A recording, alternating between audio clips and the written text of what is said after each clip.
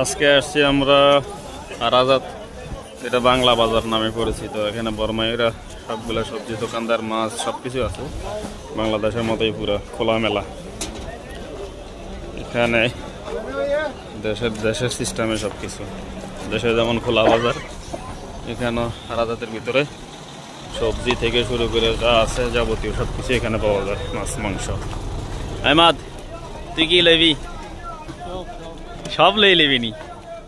ওর হৃদয়, সৌদুরি হৃদয়, গরম গরম গরম গরম। এই যে ওটার গোস্ত মুর্দাবাব এটা তুলেই রাখছে, সবকিছু এখানে তাজা। বর্মাইয়েরা সব তাজা তাজা বিক্রি করে জবাই করে।